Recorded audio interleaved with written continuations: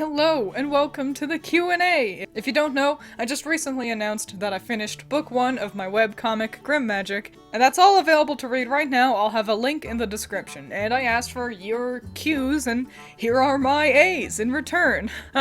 And I think right off the bat, we gotta address the question that most of you asked, which was basically, you all wanted to know the thought process behind all the designs of the magical girls. So, I'll tell you. So first up is Cinderella, and first I wanted her to be the most clear iteration of like a classic magical girl. Because her chapter was first and she's the protagonist of it, I wanted her to kind of evoke like protagonist magical girl vibes. So I looked at a lot of different magical girls across a lot of different series to kind of figure out sort of things that I wanted to work with, how to make her cute, what kind of colors I wanted on her.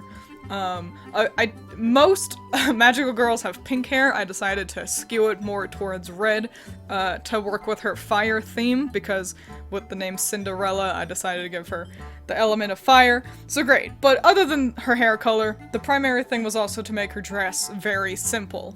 That's the difference between her and Florana and Aquabelle. Florana and Aquabelle are the evil stepsisters who are gifted a bunch of pretty dresses and jewelry, and so that was the main thing, is I wanted Cinderella to look quite plain next to them. Except for the shoes. We went a little extra with the shoes because shoes are awfully important for Cinderella. And Florana and Aquabelle, I decided to kind of work with the elemental vibe I gave Cinderella, which is how I came up with their names of Flora and Anna, and then Aqua and like Isabelle, because I wanted a similar naming convention between them, and with that, I gave them elements of like grass and water. We got all the Pokemon starters here, and in general, for their aesthetics, I wanted them to look opulent. I looked up high fashion stuff. I wanted them to be clearly more kind of well-off looking than Cinderella. For Sunny, the main thing is her head. The accessories in her buns look like frog eyes, and then the green hair with the red part that fades at the end.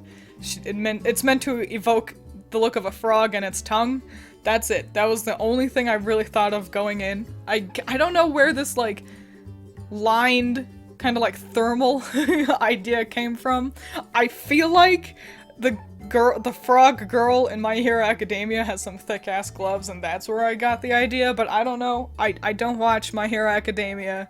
I think that's where that idea come from. Honestly, Sunny's design in general is one that kind of just came to me, you know? I wanted her to look clearly different from Cinderella and her crew, and so I came up with this, like, cropped top silhouette, but in general, it's one of the ones that just, like, you know, it just happens, and thank goodness, because quite frankly, I think she's my favorite. A couple of you have also asked which one is my favorite design, and it's Sunny. She just ended up so perfect. For Raven, I knew I wanted her to be very sleek and cool looking, because of sort of the structure of the stories that I put together. I knew that Raven was going to be quite a loner, and so I wanted her to kind of evoke a very cool, put-together sort of vibe, and this is what cool people look like in my head. As for the rest of the flock, I knew I wanted to put them in a uniform, because designing 7 different girls it's so much work, especially since I knew that from the start they are meant to act as a unit. The flock aren't really individuals, they are a group, in essence.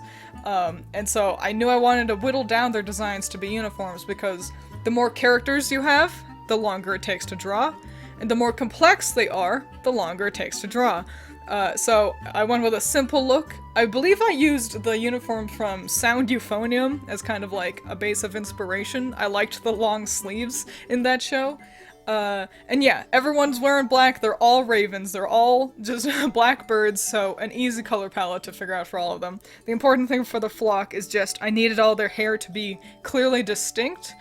You know, I didn't want them to blend together, while also not overcomplicating anybody. Because again, I didn't want it to take forever to draw all 7 of these girls. Next up is Cat and Mouse, which the primary thing for both of them was to evoke the animal that they are. Mouse was honestly a lot easier. I kind of knew immediately what I wanted to do with her. With the big pigtails that kind of look like mouse ears, and then this like comfy sweater as her dress, because Mouse is very low-key. She's slow, she's kind of soft, and so she was easy. Cat was a lot harder. Aquamarina asks who was the hardest to design, and it was Cat. I really struggled with how I wanted her silhouette to look. I wanted her to clearly look different from Mouse, but I was struggling with, like, how do I make the skirt look different? Without also making her look too much like any of the other magical girls I've already had. On that note, Sinayani asks if Kat's dress is inspired by Kyoko directly, and she's not necessarily. This was actually an accident. I had remembered, while I was trying to think about a silhouette for Kat, because I knew I wanted her to be sharp. I wanted to evoke stripes, so I wanted her to be triangular, and I remembered, I was like, oh, I think Kyoko has a skirt that's short in the front and long in the back. That's a good idea. I should do that, because that kind of looks like a cat tail, and that was all that I really remembered. I hadn't looked up Kyoko, I just remembered, short in the front, long in the back, let's go, let's roll with that. And then it wasn't until I was, like, nearly done with the chapter that I, like, saw Kyoko again, and I was like, oh no! Kat and Kyoko do end up sharing a lot of similarities on accident. I really didn't mean to do that. It must have been subconscious. I really thought her sleeves were different. But she ended up being an inspiration to a degree, even if it wasn't as much of a degree as I would have liked. Last, but certainly not least, is the Goose Girl. For Gons, it was actually pretty easy. So she is a princess. So I looked up classic German princesses and basically translated those dresses into her magical girl outfit. Her hair was very easy. It being long blonde braids is part of the story and directly gets referenced in the rhyme that Conrad sings to her. And then the necklace, well, it's a handkerchief that her mom gives her in the story, and I adapted that into... Bless you. But yeah, I adapted her necklace. It's a handkerchief that her mom gives her in the story, and that's what turned into her bold red necklace. So that was a lot of fun. Gons was cool because I had all the answers right there. I just needed to turn it into a magical girl.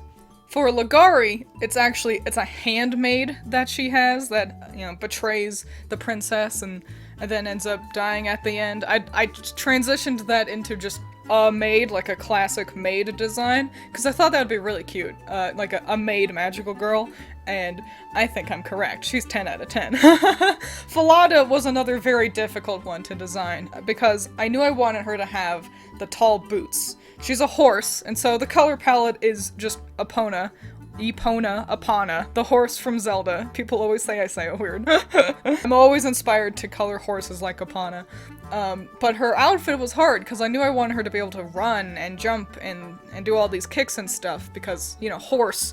But I didn't know how to do that without the fear of constant upskirts, and it took me a while. At first I thought about putting her in shorts, but it just didn't feel right. She didn't feel like a magical girl like that. And I think she looks great. A real 10 out of 10. I really like her design in the end. In general, for GrimMagic, anything that has a question of how should this go, how should this look, what should I do here, I always try to pull an answer from the story, if I can. If I can answer anything with a reference from the original fairy tale, I do that first and foremost. The second most popular question that a good couple of you had was, how do I decide what fairy tales to do? And I actually have a book. I bought this book of fairy tales at Barnes & Noble a couple years ago. It was really cheap. I think it was like only $5, but it's a nice quality. It's like a hardcover fairy tale book. And I just bought it basically for the aesthetics. Like, I was like, I'm gonna read some of those fairy tales, I'm sure, but I just like fairy tales. And so I really wanted to just have a book of fairy tales available and have it on my shelf, and especially one that looks so nice. And so then, when I decided to do GrimMagic, how convenient, I had a whole collection of fairy tales to pull from right there. And so what I do is, there's a couple that I knew off the bat I wanted to do. Cinderella was obviously my first choice, because Cinderella was it was the first introduction I had to how different the original Grimm brother version of the fairy tale is to the Disney version we all know. I knew I wanted to adapt it because it was the first fairy tale that I knew of that was actually quite a lot darker than the Disney iteration. The Frog King is chapter 1 in my fairy tale book, and I had read that and I thought it was hilarious. I could not handle how just suddenly, in like the final page, we shift over to Faithful Henry's perspective. It was bananas, it was hilarious. It's why I've also detailed that story in a podcast I did with my sister and Allison before. So those two were easy. For all the other stories, what I did is, I'll look at the glossary, and I'll just find a story that looks fun. Cat and mouse and partnership, what's that about? And so I read it, and I decide if I want to turn it into a fairy tale or not. There are some that I've read that I thought were, kind of boring, but I might bring back later. But in general, it's really just, which one of these look good?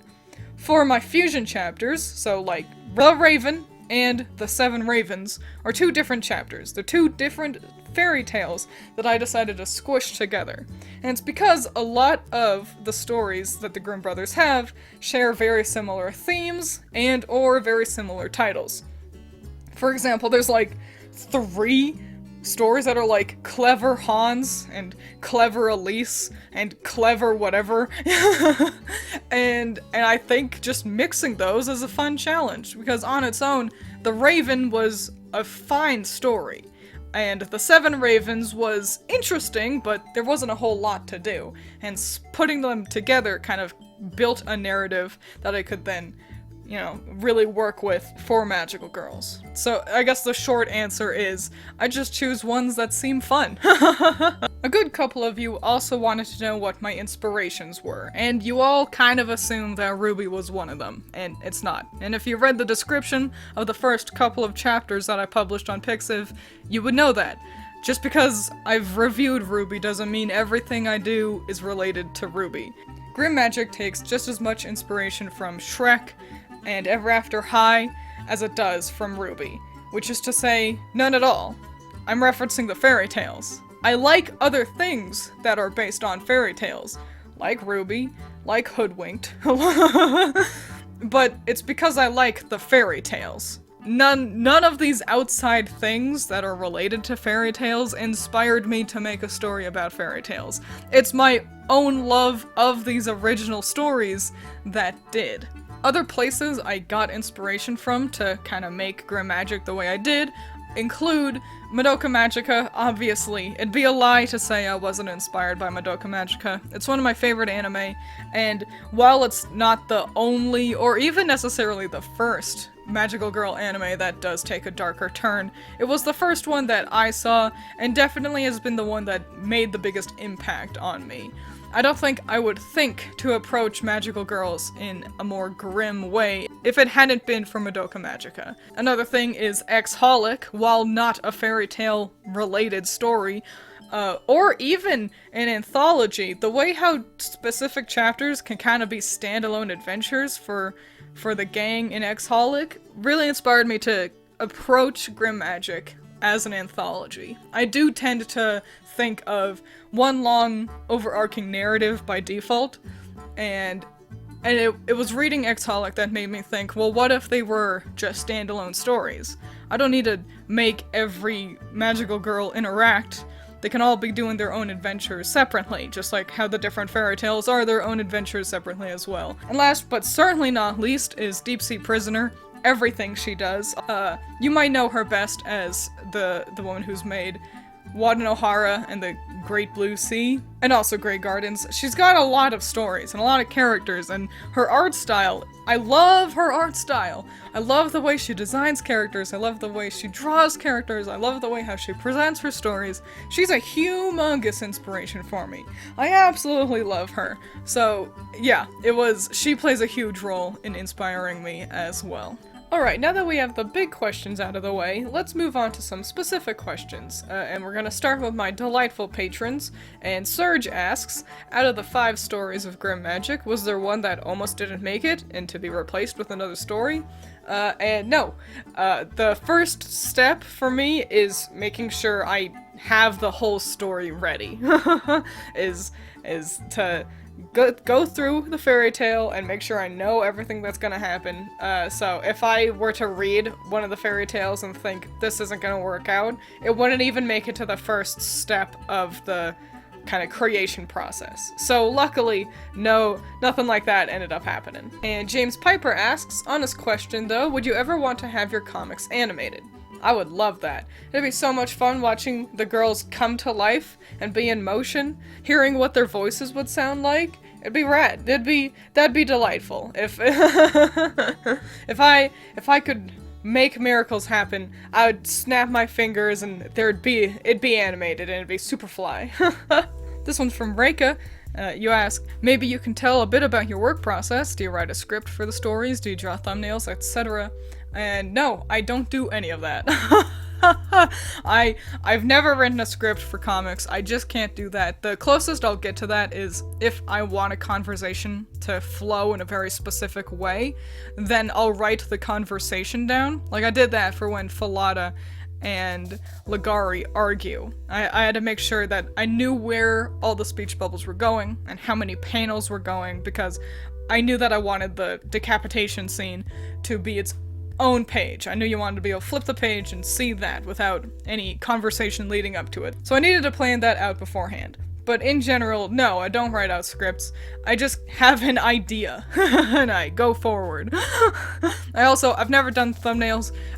It feels like a waste of time because what I just do is I just approach each page as its own problem. As its own problem to face, which might not be the most efficient way to do things, but personally for me, being able to kind of plan it out as I go is the best way for me to do it. Dunkel Blonde asks, is there a fairy tale you will definitely not adopt? Which is a fascinating question. I don't think there's any that is like an absolute no-go, I hate that story or anything like that. There are some that are just really boring that I've read, but you know, it's nothing that's like, I refuse to ever do that one. So a fascinating question, but luckily I'm gonna say the answer is no. Critter asks, what was the hardest thing to draw? And I'm gonna say it was Faithful Henry. Straight lines are hard to do, and Henry is like a cage. Plus horse legs, which is the hardest part of a horse to draw. Plus also peacock feathers, which I can't draw feathers and wings anyway. So it was like 3 difficult things just stacked on top of each other. And I had him be like at a bunch of different angles, and he needed to move a lot. So Faithful Henry was the hardest thing to draw. Allison asks, if the main girls existed in a peaceful modern setting, what would their hobbies be? And I ignored that, and I went with all the girls. So, I think Cinderella would have a weird-ass hobby, something like, she'd have like a little mushroom garden growing in her closet. Florana and Aquabelle would be 100% into shopping and fashion, just like Bratz dolls. That's all, they have a passion for fashion, that's all they care about. Sunny, I think she wouldn't like playing baseball or any other kind of sport, but I think she'd really like watching baseball. Raven is a gamer, 100%. She's probably like Apex Predator level of FPS gaming. The whole flock, they've definitely got a tabletop RPG group together. They meet up like twice a month. And they're always playing some like monsters and mazes and shit. Cat was hard. Cat strikes me as the kind of character who is too busy to have hobbies. She strikes, like, I think she's the kind of person who spends all her free time studying. That being said, for fun, I think she's got another weirdo hobby, and I decided that she would like trying to take selfies in public locations with strangers doing fascinating things in the background. That Mouse's favorite thing to do is sleep. But when she does have to be awake, I like to think she participates in snail races. Like maybe she has some pet snails, or she has a friend who does snail races. But yeah, that's what Mouse does. Gonz is into embroidery and cross-stitching. Ligari's a foodie. She's always looking for the new hip restaurants to eat at. And Falada is all about that track and field life, and if it's got bad weather outside, then she's just on TikTok all day. So there you go. Human Intelligence asks, I'm wanting to start a comic myself, but I'm having trouble starting. How did you start? Did you write the script first? Again, I don't do a script, but here's my big tip for how do you start a comic. Just start. Just begin. Just go.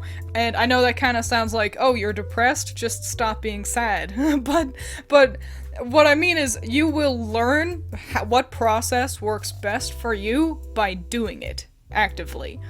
So I suggest do like a short little one-off comic, just a couple pages long. So yeah, that's how I suggest starting. Whatever you feel like you need to begin. If you want to write out a script, do it. If you just want to write down bullet points, do that. If you want to have little thumbnails, you can do that. You can just go. You can just freeball it and figure it out as you go. But yeah, I just take that first step, and from there you will be able to see how you work best in the world of comic creation. And never forget, and this is true for all art, there are no wrong answers. There is no right way or wrong way to do it. However feels best for you is how you ought to do it. I want to say off the bat that I'm very sorry. I'm pretty sure I'm gonna pronounce your name wrong. I'm gonna really try my best though. Area Man, Bell Warrior. I tried. When Cinderella gets power from Brooder for the second time, is her outfit gray or white? Cause like, when it's colored it's gray, and when it's in grayscale, it reads as white and not gray, so just wanted to know. Technically, it's silver. In the story, Cinderella is gifted a dress that is made out of silver and gold from the pigeons, which is what turns into her magical girl transformation in my story. So on a technicality, it's silver. To answer your question, the color version is what it looks like in color, but for my grayscale version that I use for the rest of the comic outside of transformations, I only use so many colors. I only have like white and 2 shades of gray and then black. Because I wanted to keep myself limited, otherwise it gets really complicated really quickly. The more things you have to color and the more different colors you have, the longer it takes. And so for her dress, since it's a pretty light shade, I opted to go with full white for that, rather than make it my light gray version. It's actually a lot of fun, I think, figuring out how to allocate the grayscale onto my colors. But yeah, there you go. It's silver. Excalibur asks, if you had infinite money, how would you make an anime adaptation of the series? Like, would you add more stuff, maybe new characters, etc.? This is such a fun question. Okay. Step 1. It would be animated by Ufotable, who you all probably know best as the company who makes Demon Slayer. That'd be great. Step 2. Each arc, so each fairy tale, each fairy tale gets its own OP. So it's gonna be the same song across the anime, but every time we enter a new fairy tale, it's got its own little music video that plays. That opening song would also be performed by Bump of Chicken, one of my absolute favorite bands. The OST would be composed by Toby Fox, who needs no introduction. You know he's the creator of Undertale and Deltarune. He also did the Area Zero music in Pokemon Scarlet and Violet, and that shit's really, really good. The ending theme would be produced by Pinocchio P, who's a Vocaloid producer who I really like. Yes, most of the money is going to music, because I like music. And the final thing is, I would really want to kind of fill out the fights a bit more. I feel that my fights are awfully short. It's something I'm trying to work on, and I think Ufotable would do a really good job of making the fights feel a lot bigger, a lot more grand, and just give them a little bit more meat to the fight bones. So there you go. HoloFox had asked about inspiration, but they really wanted to go deeper into it, saying, I'd love to know what maybe gave you the idea, or did it just pop in your head one day and you thought, that's cool, I should do that? Essentially, I want to hear about your thought process behind the creation of the concept the most, which is a fun question. Unfortunately, I don't have a very interesting answer.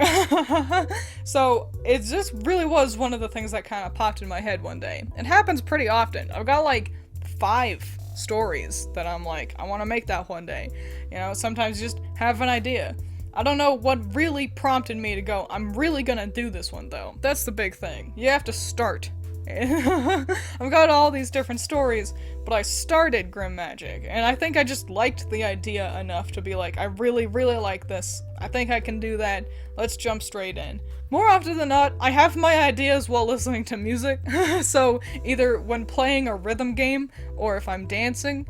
So now you know how Twiins gets her ideas. Diego, aka Gwen, wants to know what are the animals and monsters called as a species? And I'm sorry I have such a boring answer for you. I just called them monsters. I never thought to give them, like, a species name beyond monsters. So, they're just called monsters. And finally, we have Green Machine with a couple of questions. First up, do you think you will ever publish GrimMagic in a physical format? I would love to. I would genuinely love to have a physical version of GrimMagic. Problem is, I just don't know how to start. I'm frightened. Do I approach a publisher? I don't know. I'd like to do it. I don't know how to do it though, so I need to figure that out. Second, would you be interested in having chapters illustrated and drawn by guest artists? That's not really something I'd be looking for. I think if, like, I had a one-off book for guest artists, that'd be a neato thing, but just the core series of GrimMagic, I'd much rather keep to myself. And finally, we got a little question about the next comic I'll be working on that I teased a little bit in my last video. Will the new comic be an anthology where each chapter focuses on different characters as they react to the apocalypse, or will it just be the same group of characters we focus on for the whole story? Alternatively, is it like Kino's Journey where the protags travel from place to place and we see the world react in different ways filtered through their perspective? I am completely unfamiliar with Kino's Journey, so I can't really comment on that part. It won't be an anthology, it is going to be focusing on a central group of characters throughout the whole story. So, there you go. Ain't that fun? So, there you go. That's all the questions I got. Thank you so much for all of you for participating and for reading my story. Again, if you haven't checked out GrimMagic, you can find a link in the description. I've worked super hard on it for like 3 years. and I'm super proud of it, and I hope you like it. And get excited, I'm working on some bonus content for GrimMagic currently, and also I'm working on my next comic, and it's great stuff. Really fun and cool. So, hooray, and thank you. Adios.